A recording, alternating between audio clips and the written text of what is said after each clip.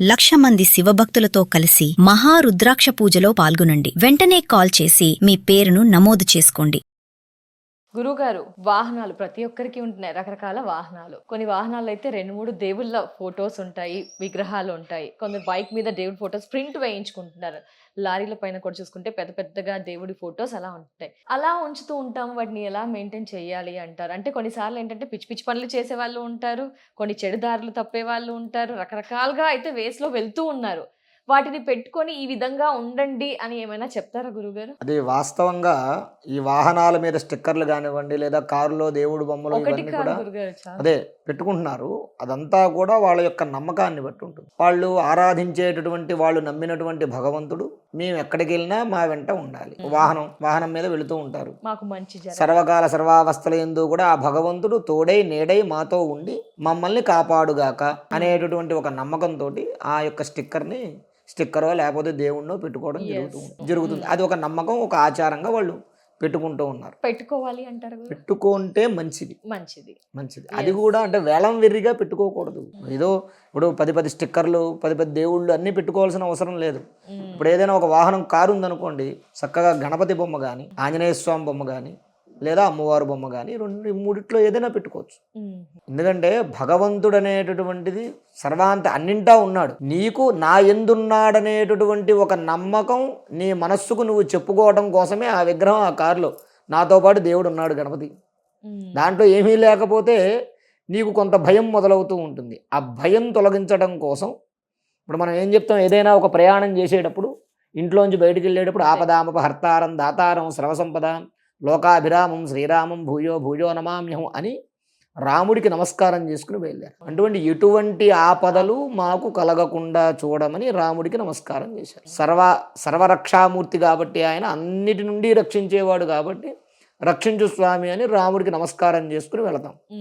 అది ఒక నమ్మకం. అలాగే ఈ వాహనాన్ని కూడా ఒక సెంటిమెంట్గా మనకి మొదటి నుంచి కూడా వస్తుంది. ఇప్పుడే కాదుగా, పూర్వం నుంచి అప్పటి నుంచో ఈ వాహనాలు మొదలైనప్పటి నుంచి కూడా మనకి వస్తున్నదే. ఆ వాహనం మీద ఆ స్టిక్కరో దేవుడో ఉంటే మన మనస్సు, మన శరీరము, దానివల్ల ఇంకోటి కూడా ఏంటంటే అక్కడ దేవుడు ఉండడం వల్ల కంట్రోల్ కూడా వీడి మనస్సుని, వీడి వేగాన్ని కూడా ఆ యొక్క విగ్రహం కంట్రోల్ చేస్తుంది.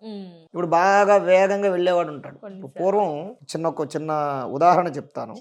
ఢిల్లీ నుంచి కలకత్తా వరకు, ఢిల్లీ నుంచి మద్రాసు, బొంబాయి, పెద్ద పెద్ద హైవేలు ఉన్నాయి. బాగా యాక్సిడెంట్లు జరుగుతూ ఉండేవి, విపరీతంగా జరుగుతూ ఉండేవి యాక్సిడెంట్లు. ఈ కొత్త హైవే వేసినప్పుడు ఈ యాక్సిడెంట్లు జరుగుతూ, ఈ ప్రమాదాలను ఎలా నివారణ చేయాలో అర్థమయ్యేది కాదు. దానికి ఒక మహానుభావులు కంచి పరమాచార్య స్వామి వారు ఒక సూచన చేశారు. ఈ వాహనాలు, రహదారులు ఏవైతే వెళుతూ ఉన్నాయో, ఈ రహదారులలో మలుపులు ఉంటాయి. మలుపుల్లోనే ఎక్కువ ప్రమాదాలు జరుగుతాయి, టర్నింగ్స్ లో. అక్కడ ఒక ఆంజనేయ స్వామి వారి విగ్రహం పెట్టించండి. ఎన్ని మలుపులు అయితే ఉంటాయి అన్ని మలుపుల్లోనూ ఒక ఆంజనేయ స్వామి వారి విగ్రహం పెట్టించండి. అప్పుడు ఏమవుతుంది, వీడు స్పీడ్గా వెళ్ళేవాడు ఆ విగ్రహాన్ని, పెద్ద విగ్రహాన్ని చూసి ఆంజనేయ స్వామిని చూడంగానే ఒక్కసారి ఇట్లా అంటాడు. ఇట్లా అనగానే వాడి వేగం తగ్గుతుంది.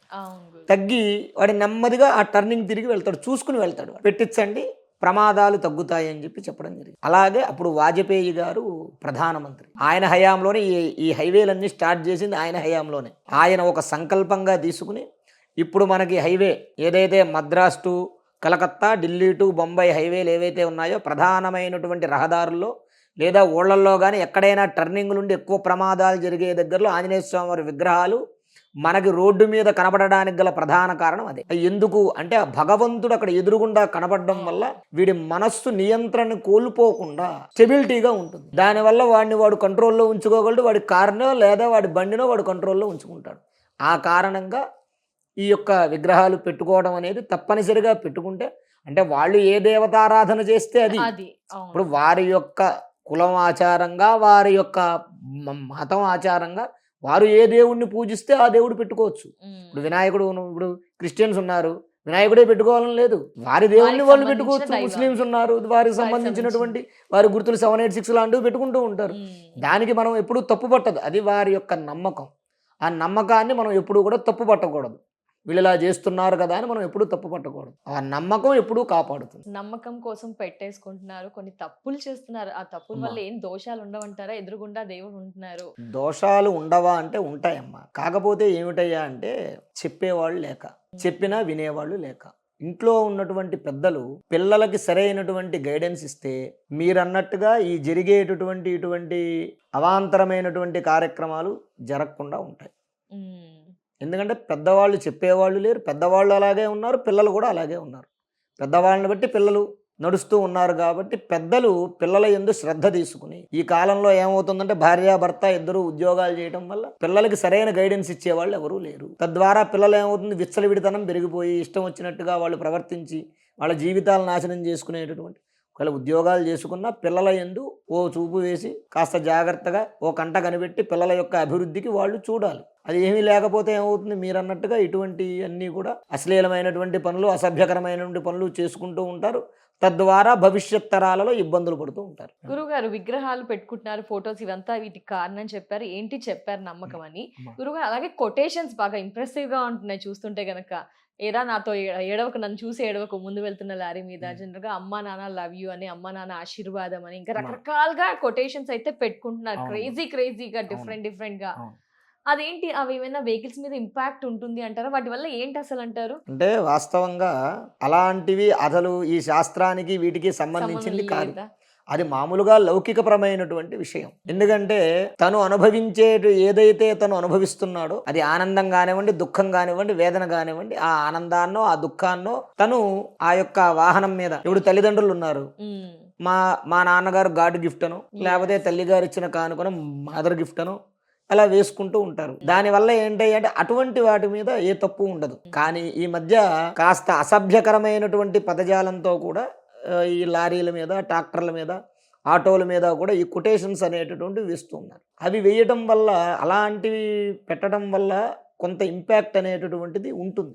వాస్తవంగా ఇప్పుడు అదే ఓ వాహనం ఉంది, దాని మీద ఓ శ్రీరామానో, శ్రీరామ రక్ష అనో, లేకపోతే ఏదైనా భగవంతుడి పేరో ఇంకోటో వేసుకుంటే వెనకాల వాడు చూసి, ఇప్పుడు నా కారు ఉంటుంది, నా కారు మీద వెనకాల శ్రీరామ రక్ష అని ఉంటుంది, నా వెనకాల ఉన్నవాడు శ్రీరామ రక్ష అని చూస్తాడు, అరే రామరక్ష అంటే రాముల వారు రక్షించుగాక అనుకుంటాడు, మనస్సులో ఓ నమస్కారం చేస్తాడు. అదే నువ్వు ఒక అసభ్యకరమైన పదజాలం పెడితే వాడి మనస్సులో అదే ఆలోచనలో ఉంటాడు. తద్వారా ఏమవుతుంది, మైండ్ ఇంపాక్ట్ అవుతుంది. శ్రీరామన్ పదం చదువుతా, అలా భగవంతుడి యొక్క నామాలు, భగవంతుడి యొక్క పటాలు, ఈ పోస్టర్లు లాంటివి పెట్టుకుంటే తప్పు లేదు. కానీ ఇతరత్ర వేరే అసభ్యకరమైన పదజాలాలు అలాంటివి పెట్టుకుంటే మాత్రం కాస్త ఇంపాక్ట్ అనేది ఉంటుంది. అవి పెట్టుకోకూడదని మనం చెప్పలేము, అది పెట్టుకోకూడదని శాస్త్రంలోనే లేదు. అసలు శాస్త్రానికి దానికి సంబంధం లేదు కదా.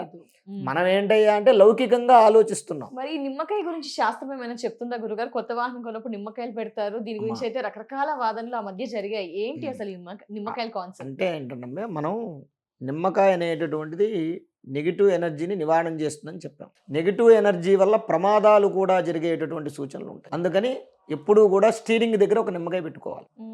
స్టీరింగ్ దగ్గర ఒక నిమ్మకాయ పెట్టుకోవాలి ఎప్పుడు కూడా. ఎందుకు స్టీరింగ్ దగ్గర, కొన్నప్పుడే కాదు, ఎప్పుడైనా సరే స్టీరింగ్ దగ్గర ఒక నిమ్మకాయ ఉండాలి ఎప్పుడూ కూడా. ఎందుకు ఉండాలి అని అంటే, స్టీరింగ్ దగ్గరే ఎందుకు ఉండాలి, ఈ తోలేవాడిని బట్టి వెనకాల వాళ్ళు ఉంటారు. వీడి మనస్సు, వీడి బుద్ధి సరిగ్గా లేదనుకోండి, వెనక నుంచి ఇబ్బంది అవుతుంది. ఆ కారణంగా ఈ స్టీరింగ్ దగ్గర మాత్రం ఒక నిమ్మకాయ పెట్టుకోవాలి. పెట్టుకోవడం వల్ల ఏమవుతుందయ్యా అంటే, నెగిటివ్ ఎనర్జీ అనేటటువంటిది, ఇప్పుడు మనం వాహనంలో వెళుతూ ఉంటాం, చూసుకోం, దిష్టి తీసేసిన నీళ్ళలో, దిష్టి తీసేసిన నిమ్మకాయలో, దిష్టి తీసేసిన కొబ్బరికాయలో ఏవో ఒకటి పడేస్తూ ఉంటారు. అవి తొక్కుతాం. తొక్కిన వెంటనే ఏమవుతుంది, దాని ప్రభావం అనేది మన వాహనానికి, వాహనం తోలేవాడికి అంటుకుంటుంది. దాంట్లో ఎవరైనా పిల్లలు ఉంటే పిల్లలకి అంటుకుంటుంది. అలా అంటుకోకుండా ఉండడం కోసం ఈ నిమ్మకాయ ఏదైతే ఉంటుందో, ఈ నిమ్మకాయ దాన్ని పైకి రానివ్వదు. ఆ లోపలికి, ఆ వాహనానికి ఈ నెగిటివ్ ఎనర్జీ అనేది తగలనివ్వదు ఈ నిమ్మకాయ. ఆ కారణంగా నిమ్మకాయ స్టీరింగ్ దగ్గర పెట్టుకోవాలి, ఫస్ట్ కారణం. రెండోది ఏంటయ్యా అంటే, కొత్త వాహనాలు కొనుక్కున్నప్పుడు నిమ్మకాయ తొక్కిస్తారు. ఈ నిమ్మకాయ తొక్కించడం అనేటటువంటిది ఇప్పటి ఆచారం కాదు, ఇది వ్యవసాయం మొదలుపెట్టినప్పుడు ఆచారం. మహర్షులు వ్యవసాయం మొదలుపెట్టినప్పుడు ఆచారం ఇది. ఏమిటి అంటే, వ్యవసాయం చేసేటప్పుడు ఎడ్ల బండి మీద వ్యవసాయం చేసేవారు, ఎడ్లతోటి. అలాగే పూర్వకాలం వాహనాల కింద ఎడ్లు బండ్లే ఉండేవి, గుర్రపు బండ్లు, ఎడ్లు బండ్లు, లేదా గేదెలతోటి లేదా దున్నపోతులతోటి బండ్లు ఉండేవి. వాహనాలు అప్పట్లో అవేగా. అవి ఏమిటయ్యా అంటే, అవి కాళ్ళతోటి, వాళ్ళ ముట్టెలతోటి నడుస్తూ ఉంటాయి. నడిచినప్పుడు ఏమవుతుందయ్యా అంటే, అవి నడవడం వల్ల వాటి యొక్క పాదాలకి బాగా అలసట, లేదా తెలుసో తెలియకో చిన్న రాళ్ళు లాంటివి గుచ్చుకుంటే వాటి వల్ల ఇన్ఫెక్షన్ లాంటివి కలుగుతూ ఉంటాయి. ఆ కలిగినప్పుడు ఏమవుతుందయ్యా అంటే, ఈ నిమ్మకాయ ఈ నిమ్మకాయను తొక్కడం వల్ల అది యాంటీబయాటిక్గా దాని కాలికి పనిచేస్తుంది. మరి ఇప్పుడు ప్లాస్టిక్ కదా అని అది ఆచారం అలా వచ్చింది అప్పటి నుంచి. అదే ఇప్పుడు నేను చెప్పేది ఏంటంటే అది ఇప్పుడు ఆచారం కాదు, అది ఇప్పటి ఆచారం. అప్పటి నుంచి ఎవడు వాహనం కొన్నా సరే, వాహనం అంటే ఎడ్లు బండి అప్పట్లో, ఎడ్లు బండో గుర్రపు బండో ఏం పెట్టినా సరే, ఇప్పుడు ఒక టైర్ ఉంది, దిష్టి తీసిన నిమ్మకాయ వేశారు, ఆ టైర్ ఉంది, ఆ టైర్ ఏమవుతుంది, ఆ టైర్ తొక్కుతుంది. లేదా ఒక కోడిగుడ్డో లేకపోతే ఒక కొబ్బరికాయ నీళ్ళలో దిగదుడిచి పడేశారు, టైర్ తొక్కుకుంటూ వెళుతూ ఉంటుంది. అప్పుడు ఏమవుతుంది, ఆ టైర్కి ఈ పేడ తొక్కడమో లేకపోతే ఇంకోటో ఏదో తొక్కుతూ ఉంటారు, ఆ టైర్కి ఇవన్నీ పడుతూ ఉంటాయి. మనం రోజు దాన్ని కడగంగా.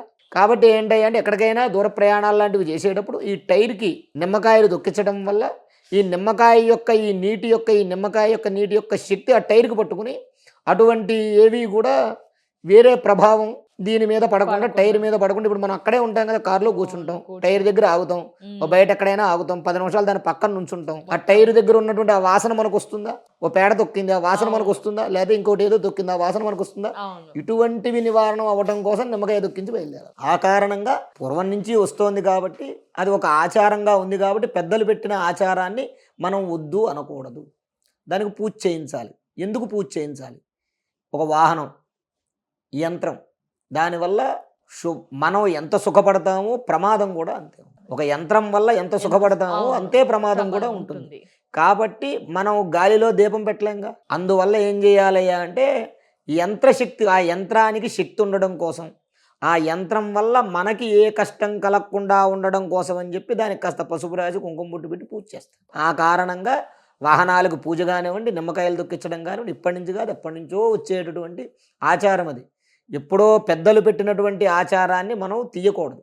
ఆ కారణంగా చెయ్యాలి. పెట్టారంటే దాని గురించి ఏదో ఒకటి ఉంటుంది, లేకుండా వాళ్ళు పెట్టరు కదమ్మా, వాళ్ళు పెట్టరు. ఎందుకంటే ఇప్పుడు ఇదివరకంటే జంతువులు తొక్కేవి కాబట్టి వాటికి ఫంగస్ అది వచ్చేది కాబట్టి నిమ్మకాయ తొక్కడం. ఇప్పుడు టైర్లు అంతేగా, టైర్లో ఉన్నది పోదుగా. ఇప్పుడు పేడ ఉంటుంది, టైర్ కడిగేదాకా ఆ పేడ యొక్క శక్తి దాంట్లోనే ఉంటుందిగా, ఆ వాసన అదంతా ఉంటుందిగా. ఆ నిమ్మకాయ తొక్కించడం వల్ల నిమ్మకాయ యొక్క దాంట్లో ఉండే యాంటీబయాటిక్ తత్వం ఏమవుతుంది అంటే దాన్ని కారు లోపల ఉన్న మన దాకా రానివ్వకుండా కాపాడుతుంది. ధన్యవాదాలు గురుగారు. నమస్కారం. శ్రీ మహాగణాధిపతయే నమః. ఆరోగ్యము, ఐశ్వర్యము, ఆనందము, ఆర్థిక లాభం ఇవన్నీ కలగాలంటే ఆగస్టు 11వ తారీఖు మంగళవారం రోజున మేము నిర్వహించేటటువంటి 1,00,000 రుద్రాక్షల పూజలో పాల్గొనండి. పరమేశ్వరుడి యొక్క అనుగ్రహం వల్ల సర్వ విధములైనటువంటి కష్టాలు నివారణమై ఐశ్వర్యాలు కలుగుతాయి. 1,00,000 రుద్రాక్ష పూజలో పాల్గొనేటటువంటి వారు స్క్రీన్ మీద స్క్రోల్ అవుతున్నటువంటి నెంబర్లకు కాల్ చేసి రిజిస్ట్రేషన్ చేసుకోగలరు. స్వస్తి.